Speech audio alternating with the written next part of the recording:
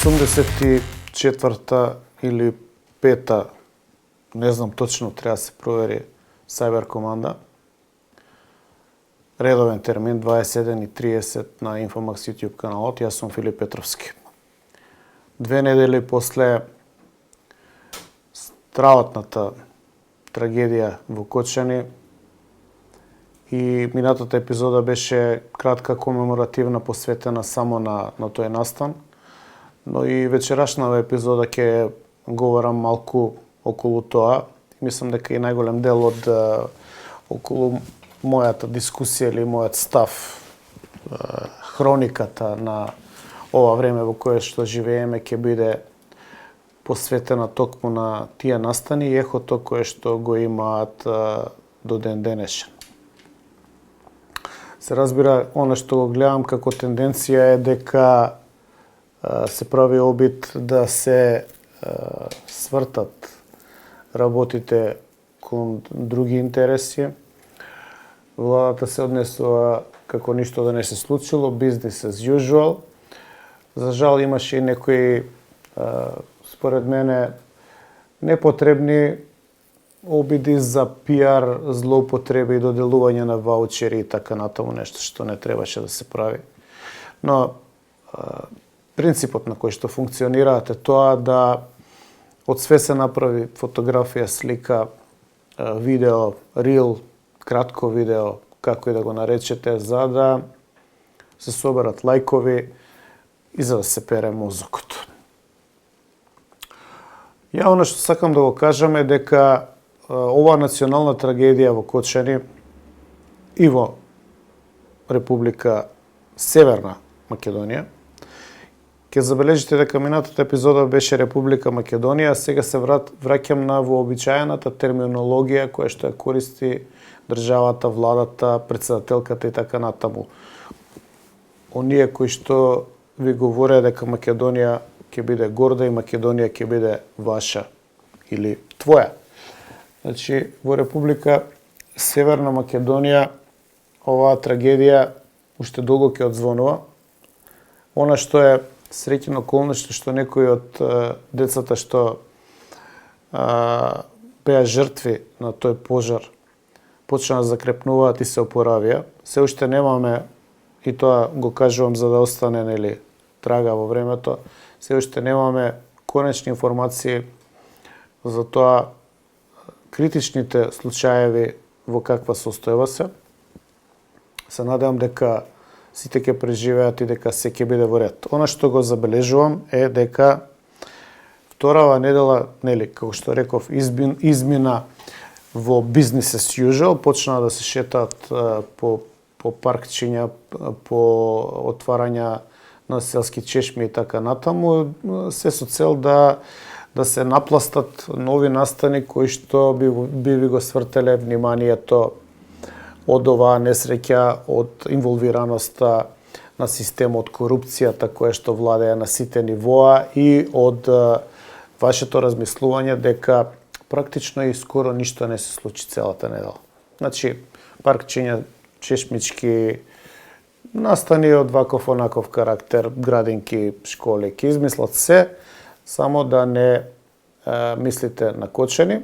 И во меѓувреме, бескрупулозноста на партиската машинерија ќе се огледа во тоа што ќе бараат поединци кои што ќе може да ги кооптираат преку местните комитети, да ги допрат родителите, да им ветат нешто, за да на некој начин ги соберат децата во некакви фотооперации или правење фотографии за социјалните мрежи и телевизиите кои што се под нивна контрола.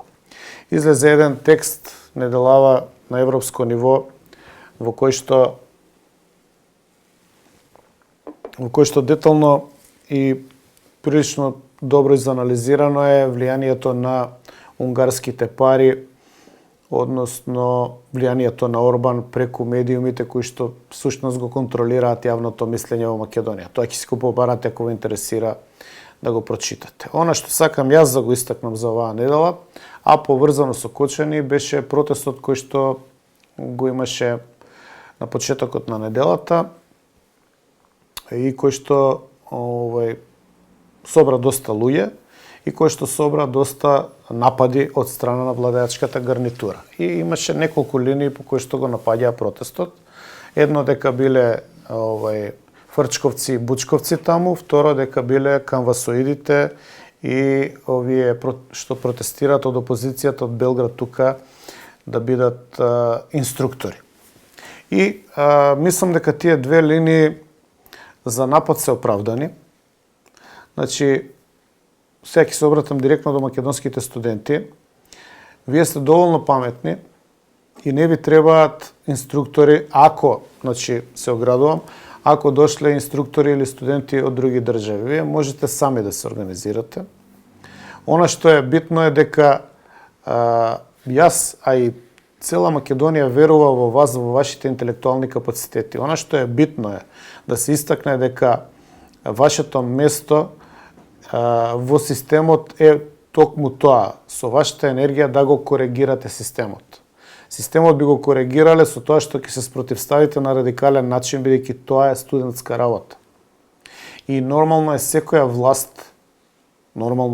власт да гледа опасност во тоа, затоа што не може да ве контролира.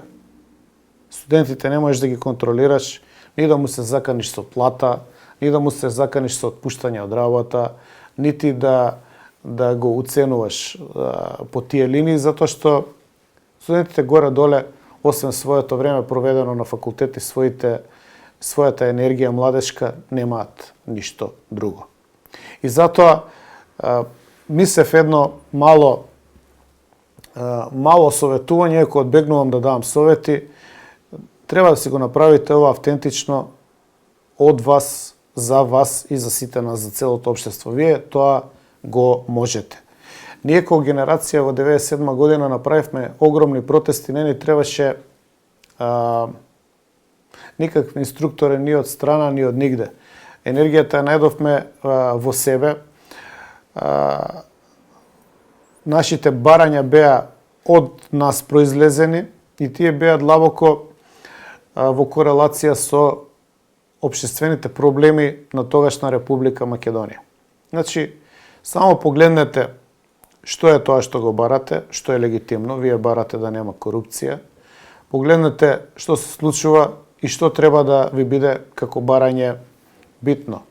И оградете се, односно внимавајте, затоа што и тогаш 97, а и сега очигледно е дека и тајните служби, и државата, и медиумите под контрола работат на тоа да ве контролираат или да ви се инфилтрираат или да ве дискредитираат. Значи, со малку поголемо внимание можете без никој да ви кажува што да правите, да дојдете до тоа што треба да правите.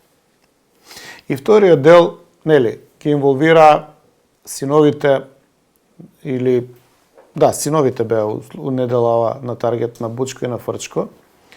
И иако не ги знам синовите ни на Бучко ни на Фрчко лично и нити пак имам намера да ги бранам, нити пак мислам дека треба да бидат инволвирани нити во протестите, нити во политиката, ќе го кажам следното. Значи, не би стигматизирал никој, дете е дете, негови потреби се негови потреби, меѓутоа, ако беа доволно свесни, тие две семејства ќе се тргнеа подалеку и од студентските протести и од политиката.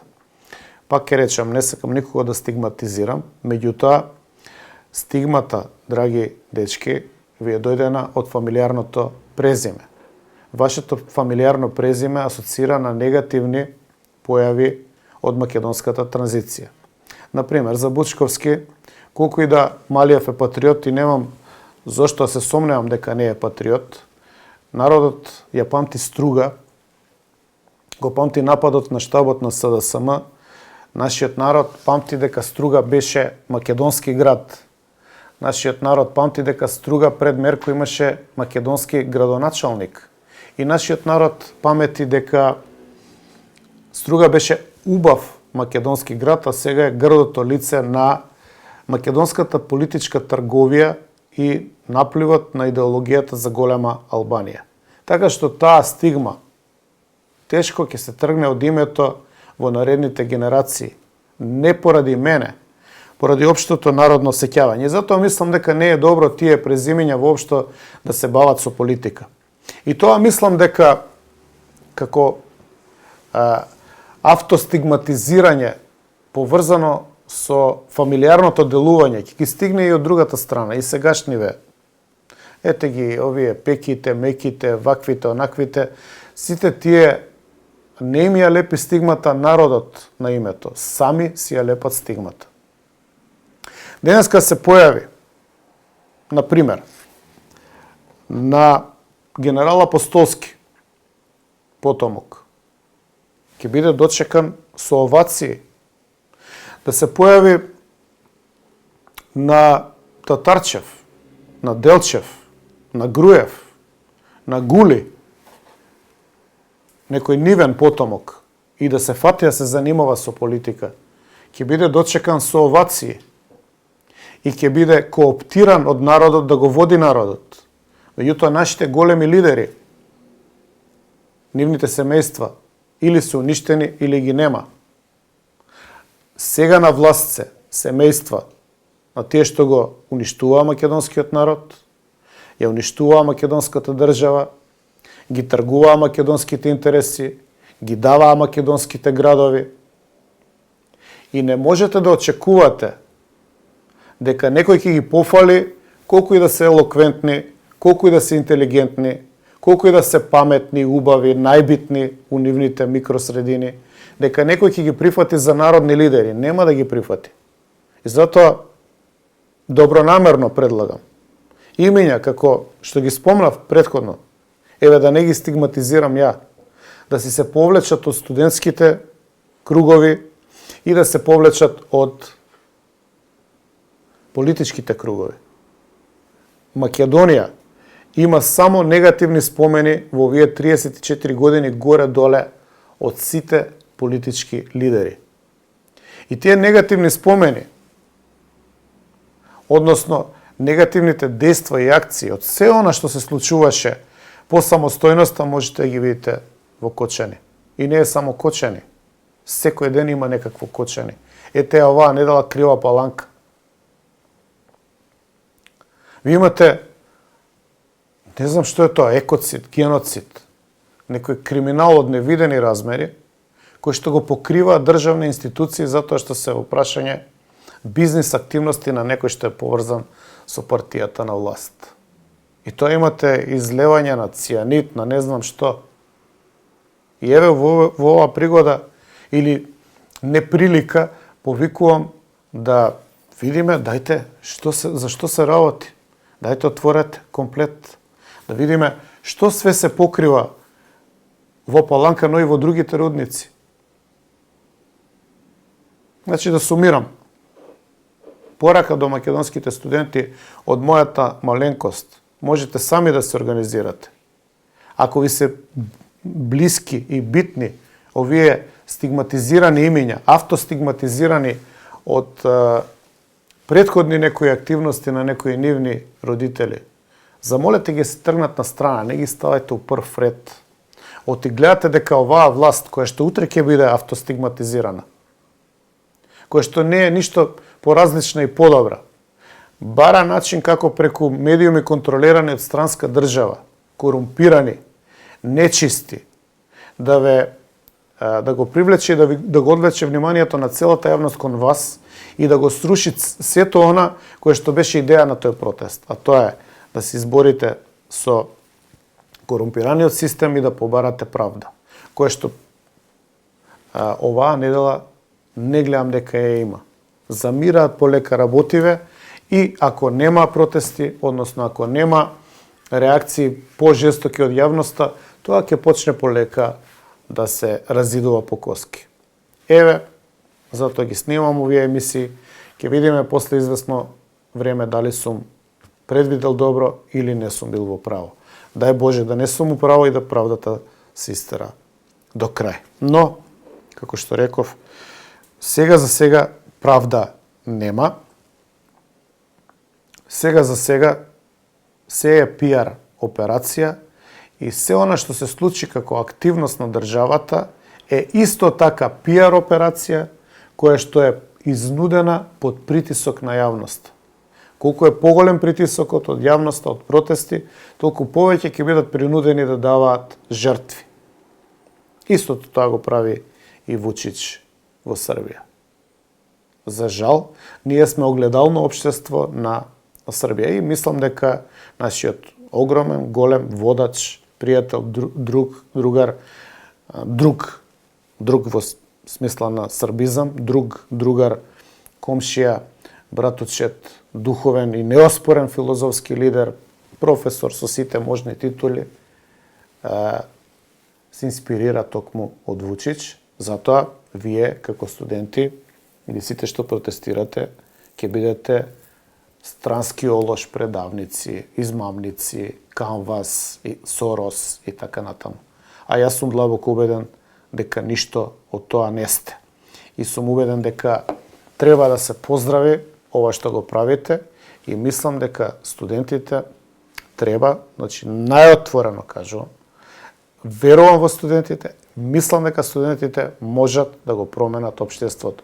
Иако сте десеткувани, иселени, демотивирани, нападнати од државни медиуми, етикетирани, стигматизирани и така натаму.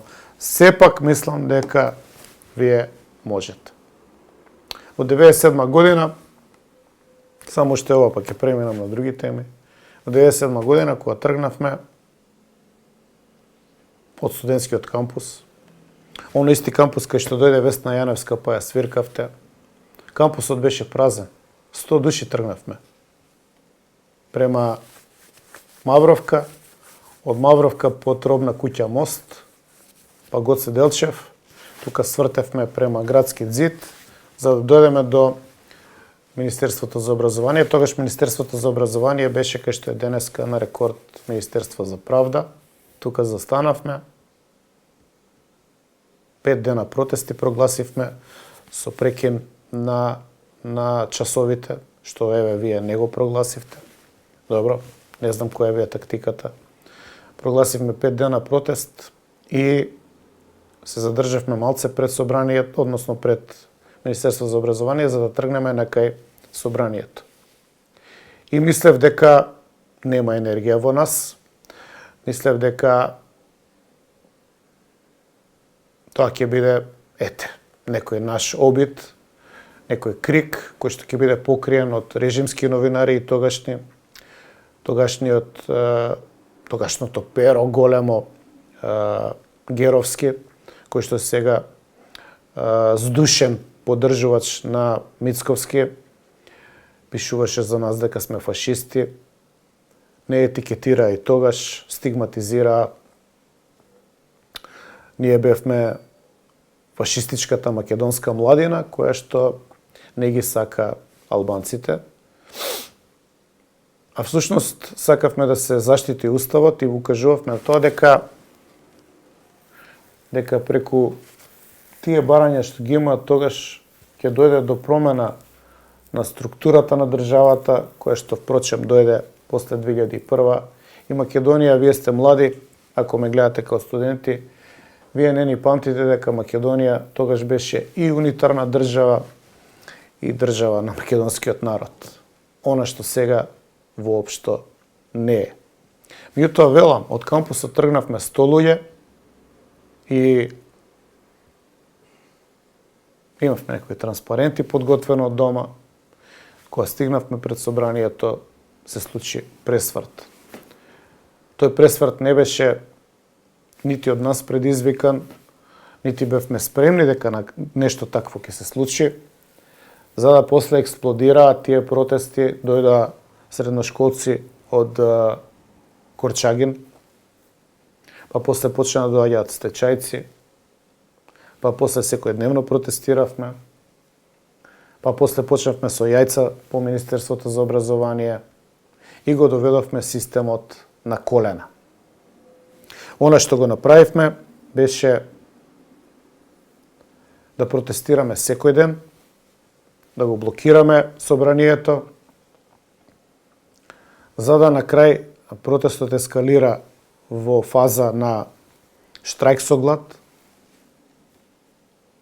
полицијата не гураше, не кошкаше, градот Скопје не ни издаде дозвола, кој што тогаш беше под контрола на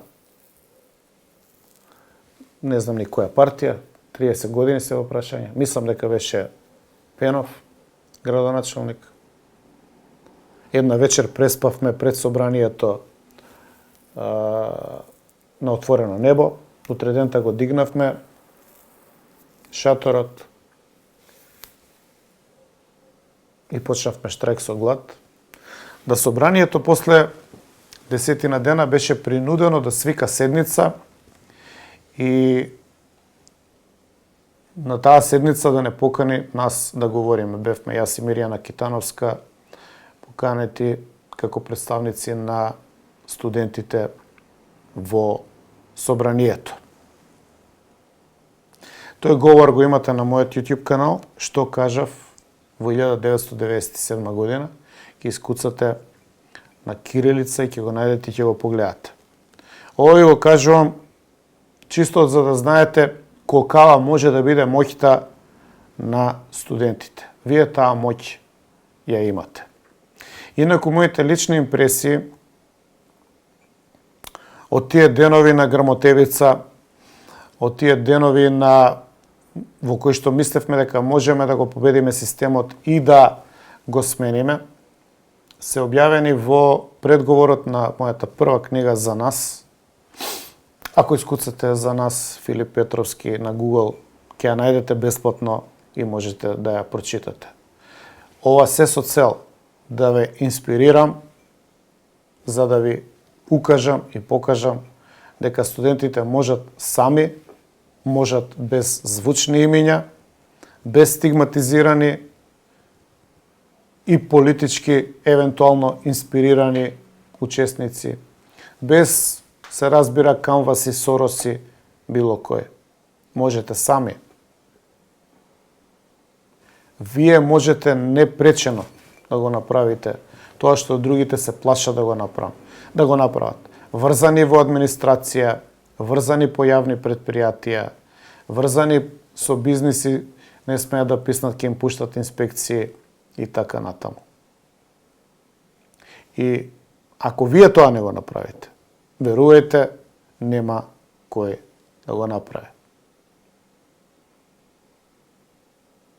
Јас останувам со верба дека студентите се прогресивна сила, сила која што може да го промени општеството. И никогаш не заборавајте, за се што ни се случува, виновни сме ние самите. Време е, колеги студенти, вие тоа да го промените.